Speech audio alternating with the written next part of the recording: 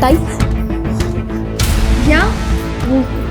जोर से बोलो ना, मुझे आवाज नहीं आ रही। ताई वो मेरी जान खतरे में है, मुझे आपकी मदद की जरूरत है, मेरी मदद कीजिए प्लीज। कौन हो तुम और क्या हुआ है तुम्हारे साथ? हाँ वो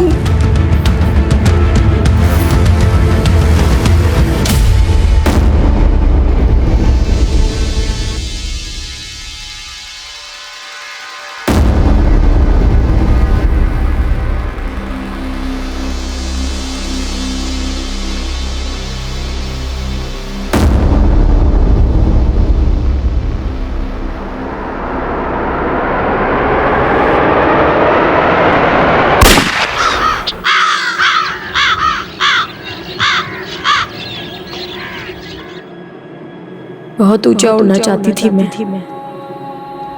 लेकिन जब भी मैंने उड़ान भरने की सोची जिंदगी ने मेरे पंख ही काट दिए।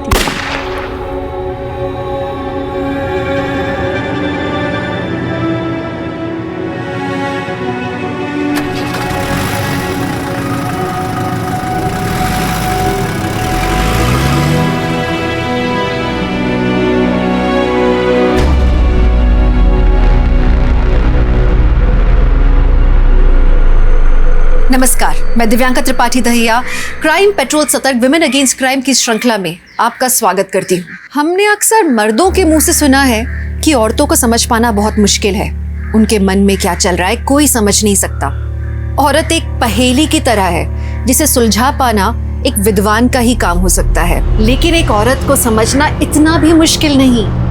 एक औरत को सिर्फ और सिर्फ प्यार और सम्मान चाहिए।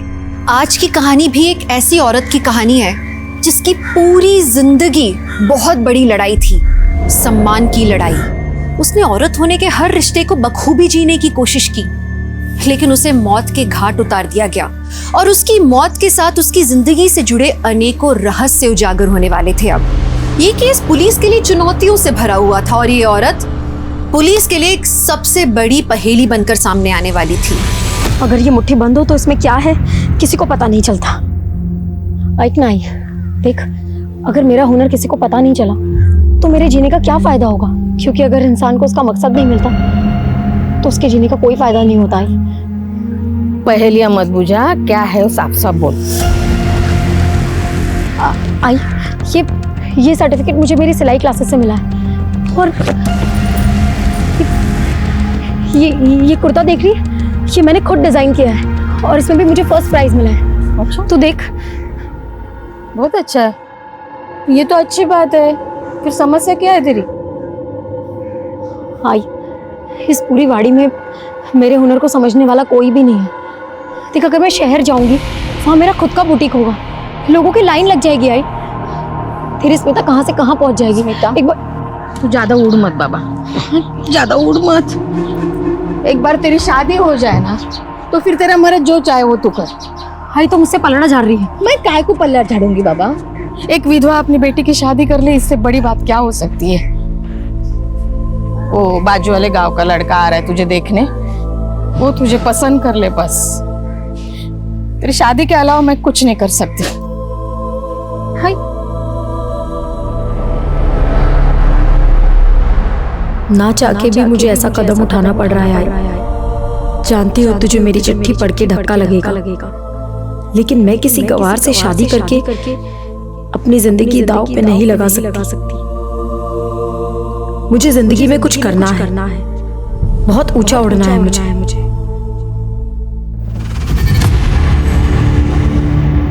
पाटिल, पूरा जंगल चेक करो, देखो कुछ मिलता है क्या। हटाओ इन लोगों को यहाँ से।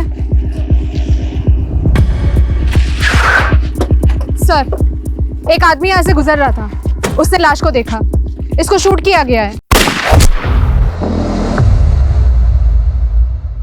और इसकी बॉडी पे ऐसा कुछ भी नहीं मिला जिससे पता चल सके कि कौन है।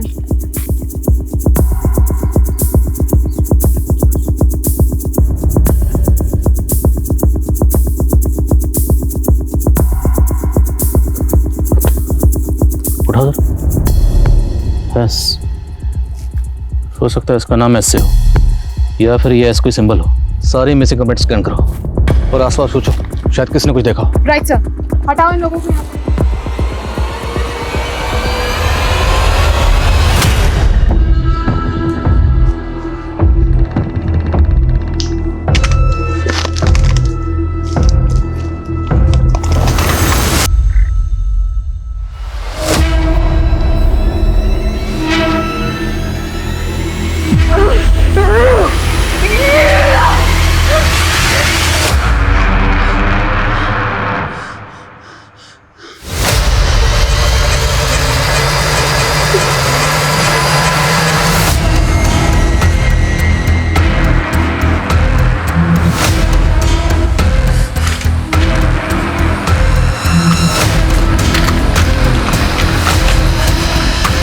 सर 0.9 बोर की देसी पिस्टल से विक्टिम को शूट किया गया था।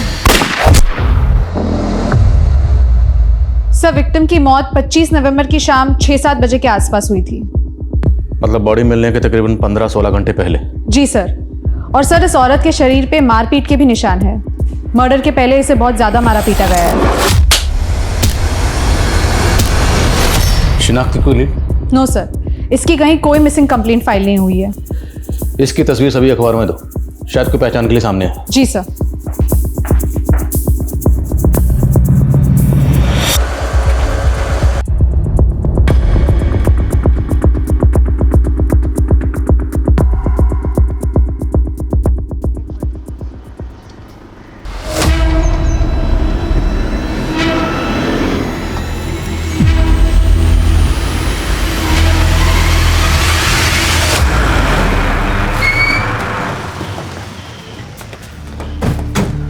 सर, मैं तो इस औरत को नहीं जानती हूँ, लेकिन 25 नवंबर को मेरी गोद भराई की रस्म थी, तब ये औरत अचानक से यहाँ पे आ गई थी। 25 नवंबर, कत्ल 25 नवंबर की शाम को ही हुआ था। कितने बजे यहाँ आई थी? सर लगभग कोई 4-5 बजे होंगे। सर वो बहुत घबराई हुई थी और ऐसा लग रहा था कि किसी से बचते बचाते हुए वो यहाँ तक पहुँची है। उसने मुझसे मदद मांगने की भी बहुत कोशिश की सर, लेकिन सर ये औरत यहाँ से अचानक से चली गई। सर मैं तो उसके पीछे पीछे दरवाजे तक गई थी, पर वो यहाँ पर नहीं थी, लेकिन एक ब्लू वैन को मैंने यहाँ से जाते हुए देखा था। Blue van? जी सर। वैन का नंबर नोट किया आपने? नहीं सर, जैसे कर पाती वो वैन यहाँ से जा चुकी थी। अच्छा, ये वैन किस तरफ गई थी? सर यहाँ से दाएं बाजू।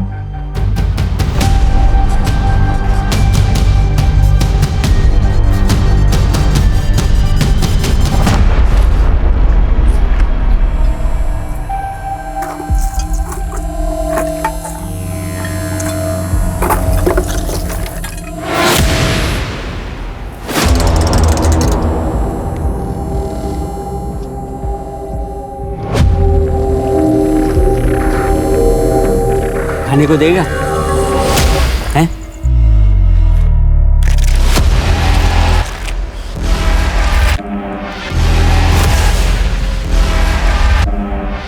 थैले में क्या है? सर गीतांजलि के घर के आसपास कोई सीसीटीवी फुटेज नहीं मिला। और सर ऐसा ज़रूरी नहीं है कि विक्टिम उसी ब्लू वैन में गई हो जिसके बारे में गीतांजलि ने हमें बताया था। और गीतांजलि को यह भी लग रहा था कि जैसे वो किसी से बचते बचाते उसके घर पर आई, तो मुमकिन है कि वो उसी एरिया के आसपास कहीं की रहने वाली। विक्टिम की तस्वीर उस एरिया में डोर टू डोर जाकर सबको दिखाओ, शायद कोई पहचान के लिए सामने आए।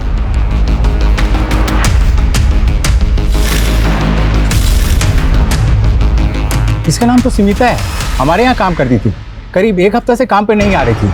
अभी आपसे पता चला कि उसका मर्डर हो गया है। ये स्मिता रहती कहाँ थी? मैडम एड्रेस तो नहीं मालूम, लेकिन मोती नगर के ठाकुर चाल वाली गली में कहीं रहती थी। कब से काम कर रही है यहाँ पे? 1.5 महीने पहले आई थी काम ढूंढते हुए। ये मेरा सर्टिफिकेट है, मैंने सिलाई का पूरा कोर्स किया हुआ है, मुझे सिलाई बुनाई कढ़ाई सब कुछ आता है। स्मिता का मोबाइल नंबर दो। उसने मोबाइल नंबर नहीं दिया था, कह रही थी कि मोबाइल खो गया। पाटिल, मोती नगर और ठाकुर चौल में पता करो ये स्मिता रहती कहाँ थी। उसकी किसी के साथ दुश्मनी? इतना तो नहीं पता, लेकिन एक दिन जब मैं दुकान आया तो वो एक आदमी से झगड़ रही थी। तुम्हारी दिक्कत क्या है? तुम्हें समझ में नहीं आता क्या? मैंने कहा था ना मेरा तुमसे कोई वास्ता नहीं है। आज के बाद ना तो मेरे घर पे आना और ना यहाँ आना। चलो निकलो यहाँ से। सुनीता, क्या हुआ? कौन था ये? संगीता ने उस आदमी के बारे में मुझे कुछ नहीं बताया। वो आदमी दिखता कैसा है बता सकते हो? 40-45 साल का उम्र था उसका।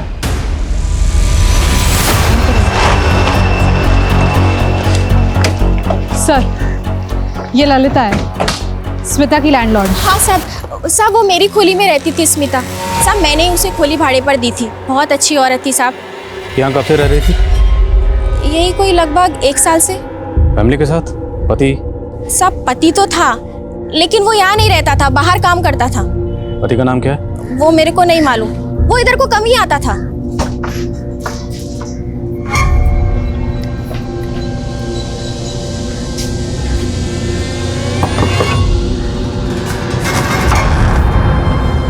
जी सरप्राइज। अच्छा, स्मिता और उसका पति रहने वाले कहाँ के थे? साहब नहीं मालूम। मतलब रेंट एग्रीमेंट बना होगा, उसमें नेटिव एड्रेस, गांव का एड्रेस कुछ तो होगा। साहब मैं ये एग्रीमेंट वेग्रीमेंट नहीं बनवाती, मैं तो इंसान की शक्ल देख के पहचान जाती है कैसा है। पुलिस वेरिफिकेशन के बिना किराएदार रखना मना है, तुम्हें पता नहीं? तो तुमने कैसे रखा? वो सब खोली खुलवा उसकी। सब कुछ चेक करो, देखो कोई आइडिया, कोई ऐसा डॉक्यूमेंट मिले जिससे स्मिता और उसके पति का गांव का एड्रेस पता चले। Check it.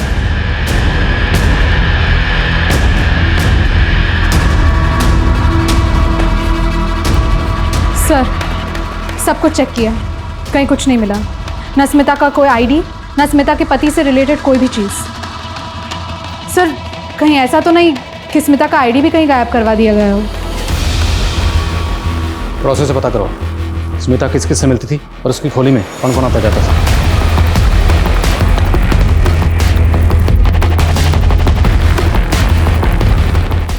स्मिता का उसके पति के साथ कोई झगड़ा या आसपास कोई अनबन हुई हो कभी? नहीं साहब, स्मिता तो अपने पति से बहुत प्यार करती थी, उसका किसी के साथ भी कोई एक मिनट साहब, याद आया, जन्माष्टमी वाले रात 2 लड़के लोग आए थे, स्मिता के साथ बहुत राड़ा करके गए। सॉरी, हाँ हमको वहाँ पे बेरंग करके आ गई और अब यहाँ पे रंगोली सजा रही है। जा यहाँ से। छोड़ मुझे। छोड़ मुझे। बोल रहा हूँ ना। अब निकलेगा यहाँ से या मार खा के जाएगा? जा रहा हूँ।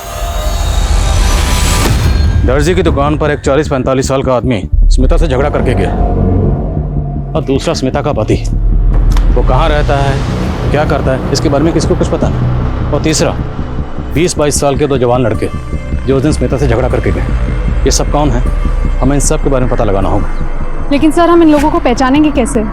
स्मिता के घर से ना कोई आईडी मिला है, ना कोई गांव का एड्रेस, और स्मिता का फ़ोन नंबर भी यहाँ किसी के पास नहीं है। जिस खोली में वो किराए पर रहती थी, हमने उस खोली को ढूंढ लिया। ठीक इसी तरह हम स्मिता के गुनहगारों को भी ढूंढेंगे और हर हाल में ढूंढेंगे। एक लावारिस लाश को एक नाम मिल गया था, स्मिता। लेकिन स्मिता कौन थी? उसका परिवार, उसका चरित्र, उसकी जिंदगी, सब एक पहेली सा लग रहा था। जिन लोगों ने स्मिता को पहचान दी, वो तो उसे पिछले सिर्फ 1 साल से जानते थे।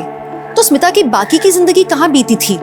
और स्मिता की हत्या का तार उसकी मौजूदा जिंदगी से जुड़ा हुआ था या उसके अतीत से?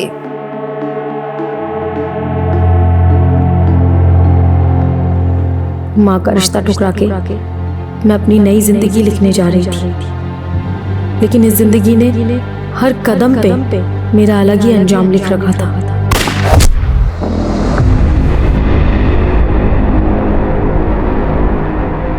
भिजवा दो। सर, स्मिता के चौल में एक आदमी है जो जन्माष्टमी की रात अपनी फैमिली के साथ पिक्चर्स क्लिक कर रहा था। उन पिक्चर्स में ये 2 लोग कैप्चर हुए हैं जो स्मिता के साथ उस दिन झगड़ने गए थे। मैंने स्मिता की लैंडलॉर्ड ललिता से ये क्रॉस चेक किया है, ये वही 2 लोग हैं और इसी बाइक पे बैठ के वो वापस गए थे। आरटीओ से जरा पता लगाओ ये बाइक किसके नाम पर रजिस्टर्ड? हटिए हटिए, पीछे हटिए, पीछे आइए सर। ये देखिए, कचरा बीनने वाली की लाश मिली है सर।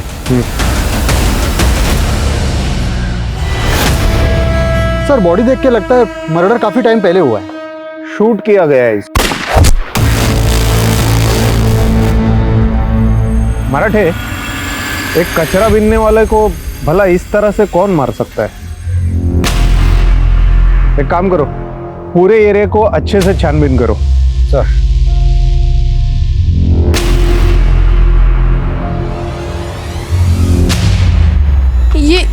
रख ले तू, मेरे से नहीं हो पा रहा यार। क्या नहीं हो पा रहा? कितने को टपका है तूने जो नहीं हो पा रहा? देख, शुरू शुरू में सबको ऐसा ही लगता है, कुछ नहीं, तू कर पाएगा। चल।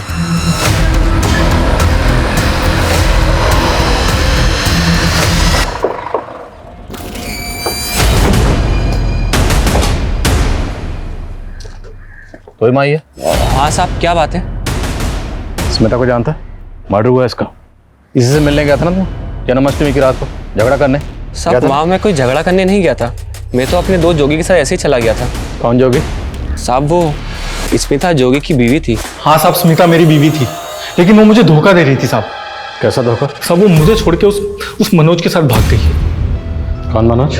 साहब पहले तो उसने मेरी बीवी मुझसे छीन ली और फिर मेरी बीवी ने मुझे उससे पिटवाया। सब क्या हो रहा है? हाँ क्या हो रहा है सब? ये सब कर रही है तू मेरे पीछे, चिपक रही है उसको। हाँ ये सब कर रही है तू। ये तभी से बात करना। तू कौन होता है? पति हूँ मैं उसका, बीवी है मेरी। बस करो, छोड़ दो उसको, छोड़ दो उसको। मुझे पिटवाने के बाद वो दोनों वहां से भाग गए।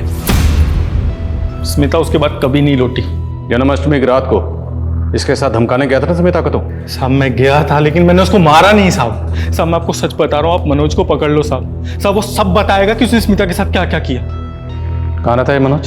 साहब वो बोरीवली में।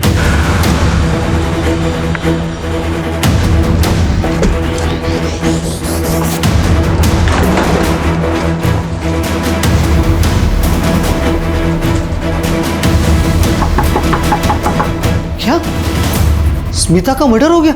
चौंक तो ऐसे रहा जैसे कुछ जानता ही नहीं। सब बता दिया जोगी ने। तू स्मिता को लेकर भाग गया था ना? तूने शादी की उससे? नहीं साहब, मैंने स्मिता के साथ शादी नहीं की, वो तो जोगी से तंग आ गई थी।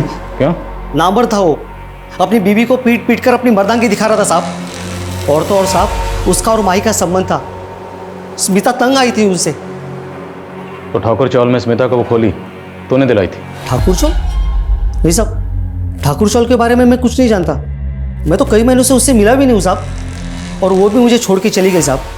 मैं तो उसको संगम चाल में मिलता था, वो खोली मैंने उसको लेके दी थी साहब।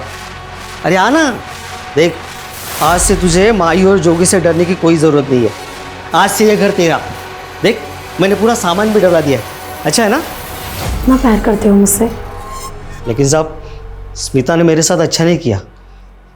थोड़े ही दिन में उसने अपना रंग दिखाना शुरू कर दिया। मेरे सारे पैसे जेवर लेकर वो भाग गई। किसके साथ गई, क्यों गई, मुझे नहीं पता साहब।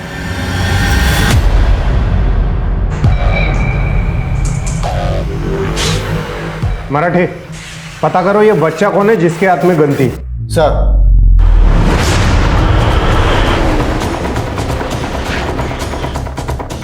हाँ साहब, 1 साल पहले तक ये औरत उस मनोज नाम के आदमी के साथ यहीं पे रहती थी। अच्छा, ये मनोज बता रहा था कि स्मिता उसके घर से कुछ पैसे और गहने वगैरह लेकर भाग गई। अरे साहब झूठ बोल रहा है, वो 1 नंबर का कमीना है। वो तो खुद अपनी बीबी को छोड़ के उस पे लट्टू हो गया था, और जब उसकी बीबी को पता चला तो उसने उसका जीना ही हराम कर दिया। अच्छा, मनोज की बीवी के अलावा स्मिता को यहाँ आसपास किसी और से कोई झगड़ा? नहीं साहब, लेकिन हाँ एक बच्ची भी उनके साथ रहती थी।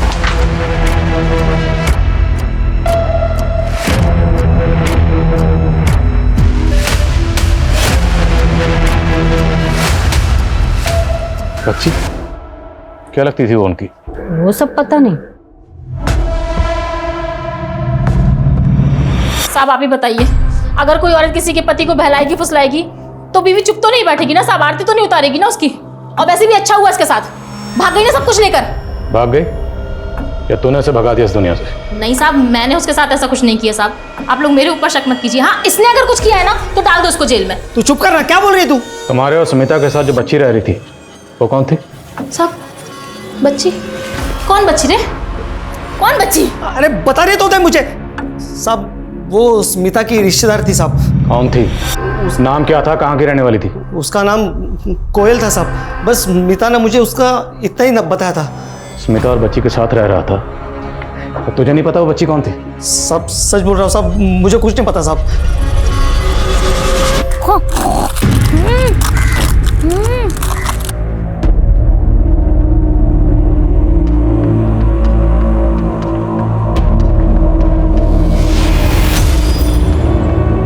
वाह कितना अच्छा, मेरे लिए है। Thank thank you. कोयल, क्या कर रही हो? सर एक इन्फॉर्मेशन मिली है। मनोज का ये बयान सही है कि जोगी एक गे है और माही उसका सेक्स पार्टनर था। Excuse me sir. और सर स्मिता जोगी से शादी करने से पहले जोगी के पिता की फैक्ट्री में मजदूरी किया करती थी। स्मिता जोगी के फादर की फैक्ट्री में मजदूरी करती थी। जोगी के फादर को बोलो। सर, एक इन्फॉर्मेशन मिली है। जिस एरिया में स्मिता की लाश मिली थी वहां से करीब 15 किलोमीटर दूर एक लावारिस वैन मिली है जिसका कलर ब्लू है। सर ये औरत यहाँ से अचानक से चली गई। सर मैं तो उसके पीछे पीछे दरवाजे तक गई थी पर वो यहाँ पर नहीं थी, लेकिन ब्लू वैन को मैंने यहाँ से जाते हुए देखा था।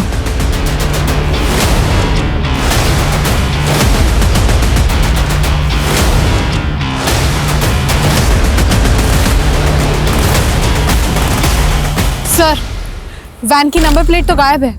गाड़ी की चेसी नंबर से आरटीओ में पता करो कि वैन किसके नाम पर रजिस्टर्ड है। गीतांजलि को शक था कि स्मिता को किसी ब्लू वैन में ले जाया गया। हो सकता है वही ब्लू वैन।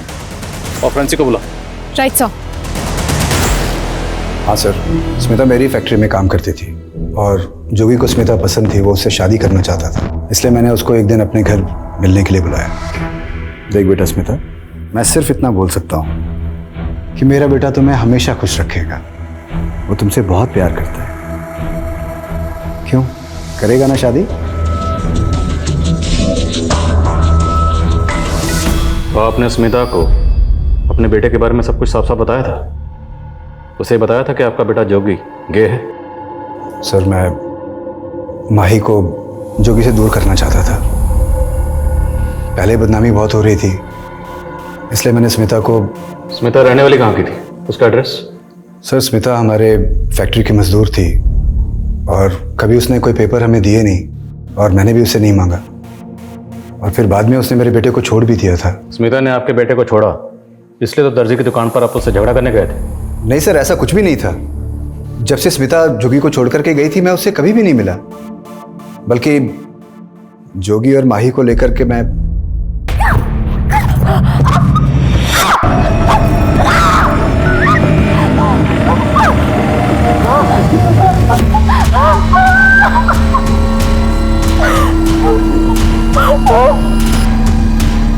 जोगी, क्या चल रहा है ये सब?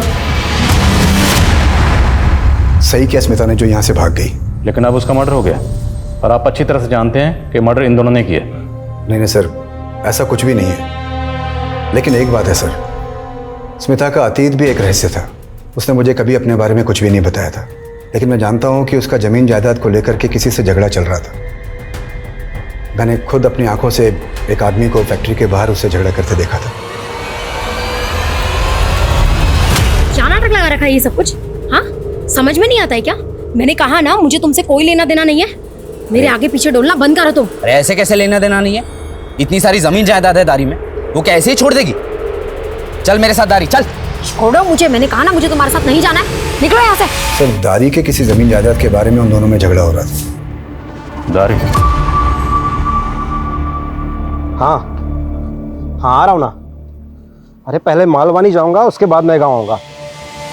कितना टाइम लगता है नए गाँव आने में? हाँ चल रखता हूँ अभी।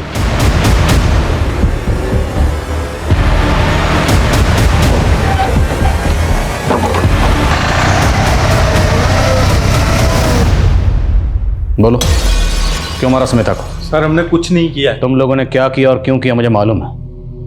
तुम दोनों का आपस में लफड़ा है। स्मिता वो थी कबाब में हड्डी, इसलिए उसे मारा ना? नफरत करता था स्मिता से मैं। नफरत? अरे स्मिता से ही नहीं, दुनिया की सारी औरतों से नफरत करता हूं मैं उनके जैसा क्यों नहीं दिखता? अगर मेरा बस चलता ना तो दुनिया की सारी औरतों को जान से मार दूं मैं। जब स्मिता को मैं नंगा करके मारता था तो मुझे जोगी के साथ प्यार करने में और ज्यादा मजा आता था। सर उस स्मिता के लिए बहुत बड़ी बात थी कि उसके गले में मेरे नाम का मंगलसूत्र था। क्या बड़ी बात थी? हाँ क्या बड़ी बात थी? बल्कि तूने शादी करके उसकी जिंदगी बर्बाद कर दी थी। अब बताओ, तुम दोनों ने स्मिता को क्यों मारा, कहाँ मारा और कैसे मारा?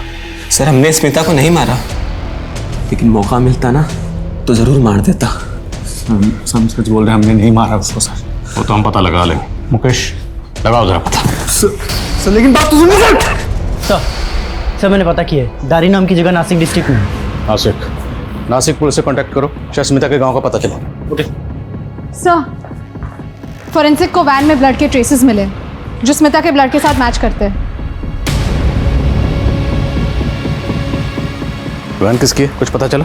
यस सर, ओनर का पता लग चुका है। उठाओ उसे। Right sir. अंदर कैसे आया तू? क्या कर रहा था इधर? नहीं मुझे नायगांव ही जाना था। ये नायगांव ही है ना? नायगांव जाना है? येड़ा समझा है मेरे को? येड़ा समझा है? चोरी करने का आया साला? चोरी नहीं किया। चल साले तू चल चल, तेरे को पुलिस में दूंगा, 2-4 डंडे पड़ेंगे सब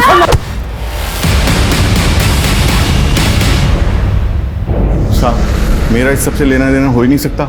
वैन तो मैंने कब की भेज दी थी। वैन तो अभी तुम्हारे नाम पर। साहब इसकी डिलीवरी नोट तो मैंने कब की उसके पास भेज दी थी। उसकी जेरॉक्स कॉपी मेरे पास है साहब। उसने कहा था कि वो अपने नाम पे ट्रांसफर करवा लेगा। था कौन वो आदमी? साहब वो मैंने इंक्वायरी नहीं किया साहब उसके बारे में, लेकिन अच्छी कीमत दे रहा था साहब, इसलिए थोड़ा लालच आ गया साहब। चेहरा देखा था? स्केच बनवा सकते हो? नहीं साहब इतना तो ध्यान नहीं है साहब। हाँ लेकिन सामने आएगा तो पहचान लूंगा साहब। ठीक है जा।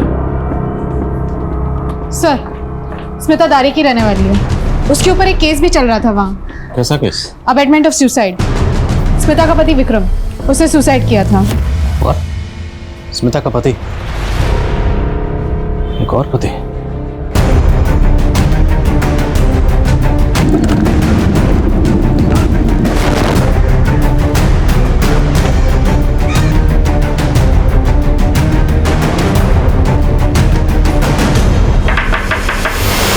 मैंने अपने बेटे विक्रम की शादी स्मिता से की थी, लेकिन उसने तो मेरे भोले भाले बच्चे की जान ही ले ली। मतलब? साहब, मेरा बेटा विक्रम दिमाग से बच्चा था। 10 साल पहले स्मिता की आई मामा मामी को लेकर उसका रिश्ता लेकर आई, लेकिन उसके पहले ही मैंने अपने बेटे के बारे में उनको साफ बता दिया था। और फिर स्मिता को बड़ा घर चाहिए था, शहर जाना था, और मैंने सोचा शादी के बाद हम सब चले जाएंगे शहर में। लेकिन शादी के कुछ समय बाद स्मिता ने रंग बदलना शुरू कर दिया। नहीं, मुझे खाना नहीं खाना। नहीं, तुम मेरे साथ रहोगे। नहीं नहीं नहीं नहीं नहीं, सुनो, तुम मेरी पत्नी हो ना? हाँ। तुम मेरी पत्नी हो तो मैं गाना गाऊंगा और तुम डांस करोगे। पहले खाना खा नहीं, उसके बाद नहीं नहीं नहीं, पहले आप गाना नहीं खाएंगे, पहले तुम डांस करोगे। चलिए नहीं, पहले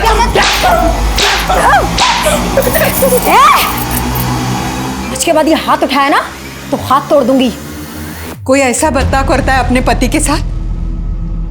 मेरा बेटा तो उससे बेहद प्यार करता था, लेकिन उसने तो विक्रम को मजबूर कर दिया और 1 साल में ही उसने खुदकुशी कर ली।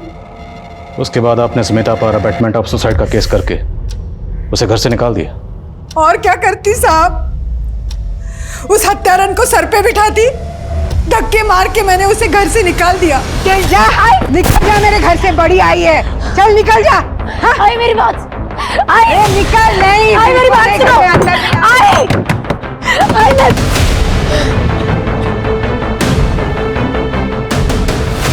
वैसे विक्रम के गुजरने के बाद कानूनी तौर पर इस प्रॉपर्टी पर उसकी पत्नी का भी हक था, स्मिता का।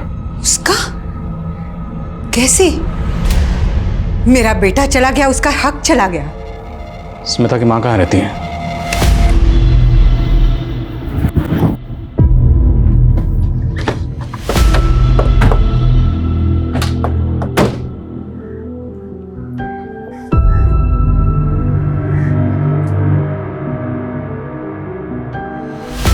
क्या हुआ? अब स्मिता को जानती है? हाँ, बेटी है मेरी। क्या क्या हुआ? देखिए आप, बच्चा क्या नाम आपका? कोयल। आप अंदर खेलोगे, हम बात कर लें?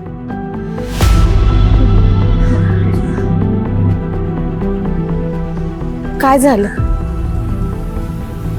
आपकी बेटी स्मिता अब इस दुनिया में नहीं रही।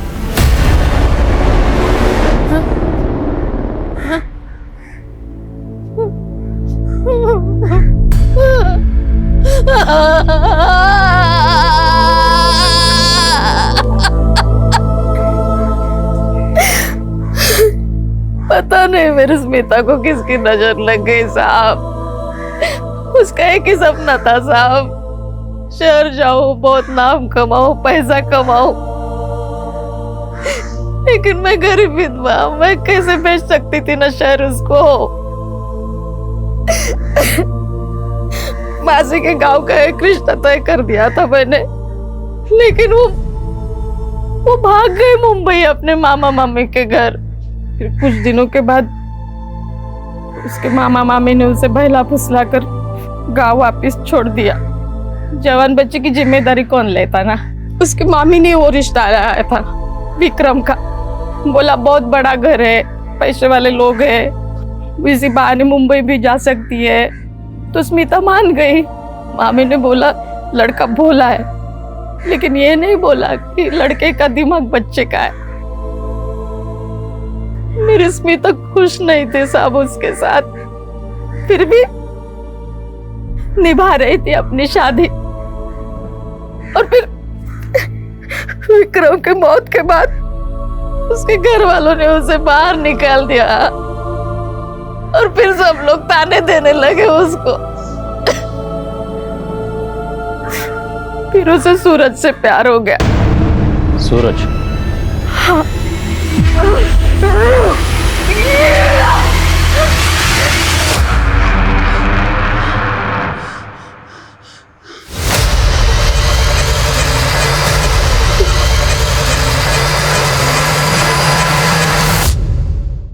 बहुत प्यार करता था साहब उससे, उसके लिए कुछ भी कर सकता था वो।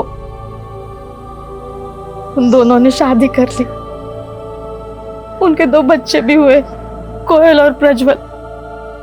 फिर उसके बाद वो नायगांव शिफ्ट हो गए। वहां सूरज को दारू की लत लग गई साहब, फिर घर में मारा पीटी होने लगी। एक दिन सूरज का मर्डर हो गया।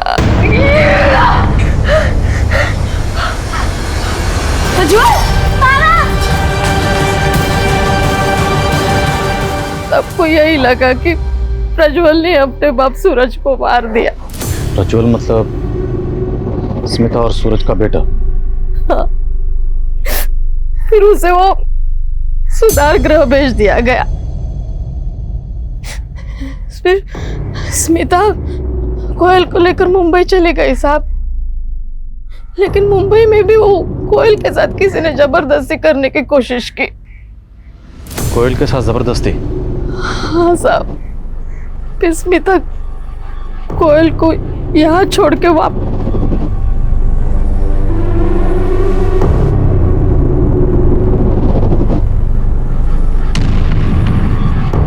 कोयल, जब आप मुंबई में अपनी माँ के साथ रह रही थी तो इस आदमी के साथ रह रही थी,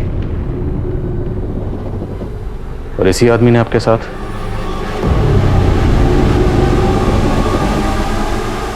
अंकल आप? क्या कर रहे हो? ड्राइंग बना रहे हो? हाँ। बहुत बढ़िया है। अंकल ये आप क्या कर रहे हो? अरे देखो छोड़ो मुझे। अरे हम एक खेल खेलेंगे, तुम्हें मजा आएगा। चुप चुप चुप चुप। अरे कुछ नहीं होगा, मजा आएगा। मैं बोल रहा हूँ ना, कुछ नहीं होगा। हाँ मेरी बात तो सुनो। कुछ मनोज? मम्मा ये अंकल गंदे हैं। स्मिता वो निकल यहाँ से, निकल जा यहाँ से। जुवेनाइल होम से पता करो, हम प्रज्वल से कब मिल सकते हैं। और ये मनोज, उठाओ से। Yes sir.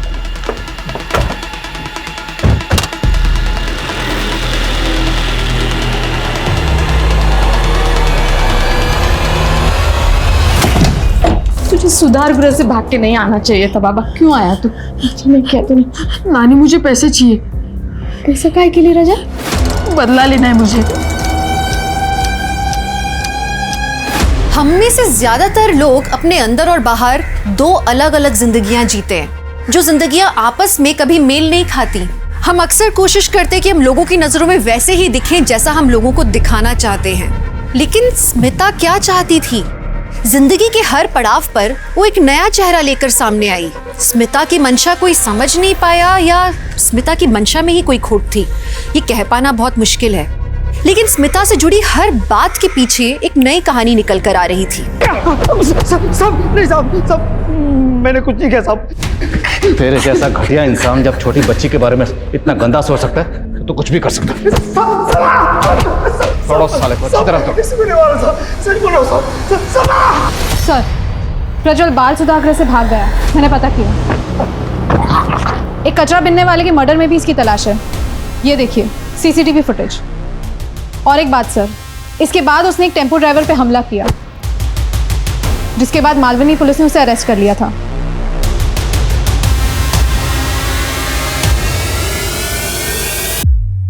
बोलो, उस दिन यहाँ पे एग्जैक्टली क्या हुआ था?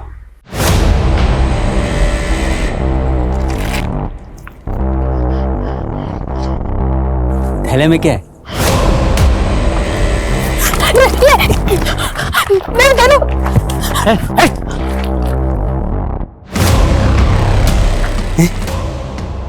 गन असली है? नकली चलती है क्या?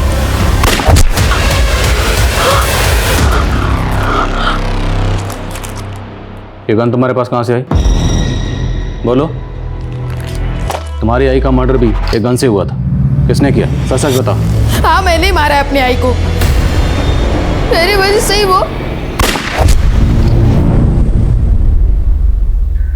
सर, बैलिस्टिक रिपोर्ट आ गई है। प्रज्वल की गन में मिली बुलेट और स्मिता को लगी बुलेट मैच नहीं करती। प्रज्वल की गन में मिली बुलेट और स्मिता को लगी बुलेट मैच नहीं करती। ये बच्चा झूठ क्यों बोल रहा है? किसने अपनी आई को मारा?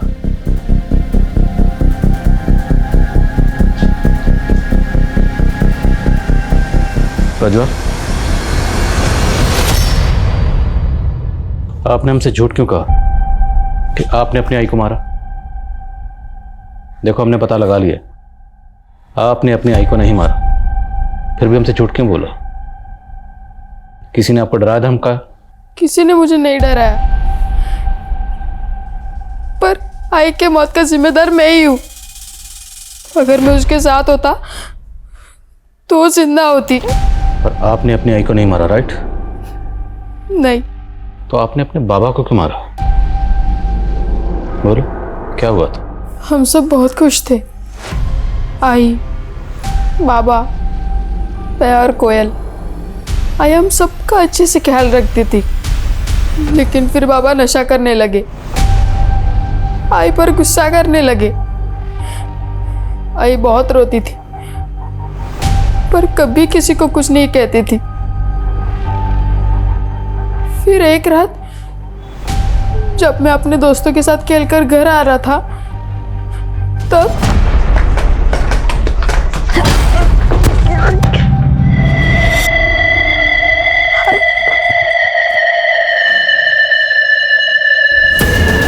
बाबा, बाबा क्या हो गया?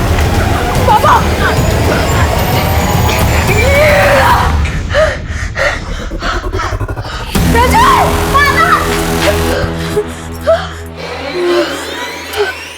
तो आपने पुलिस को बताया क्यों नहीं कि आपने अपने बाबा को नहीं मारा?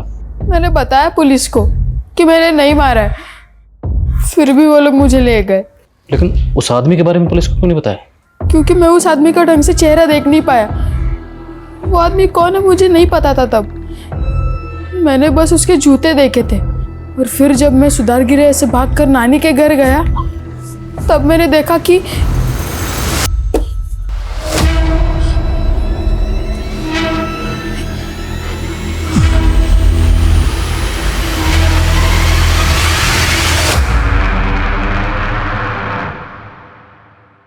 कौन था वो आदमी?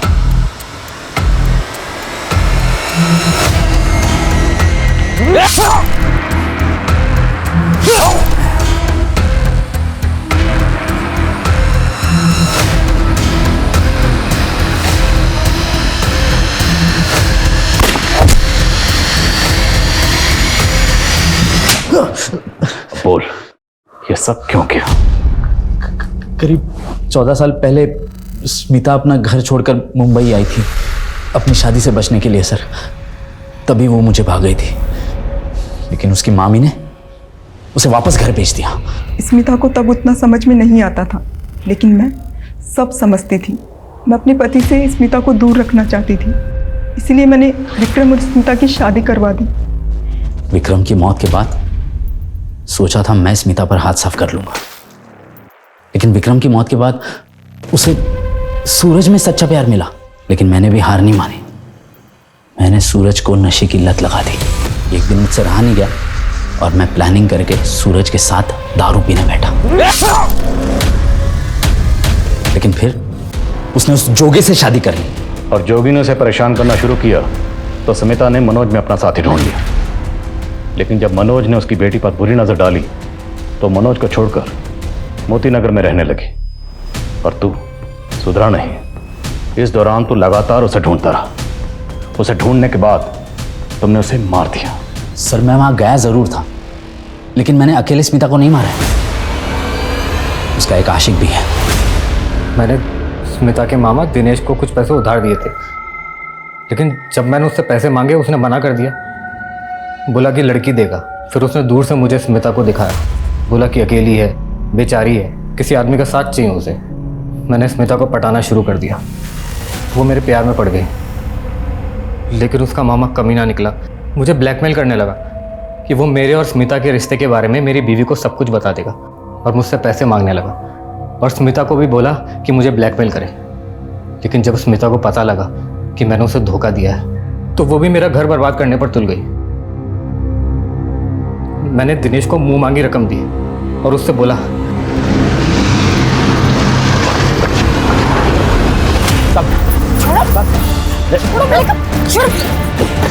पकड़ उसे। लेकिन वो भागकर मेरे घर चली आई। ताई हाँ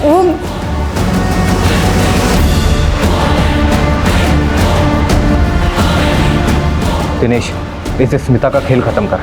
तुझे जितने पैसे चाहिए मैं दूंगा।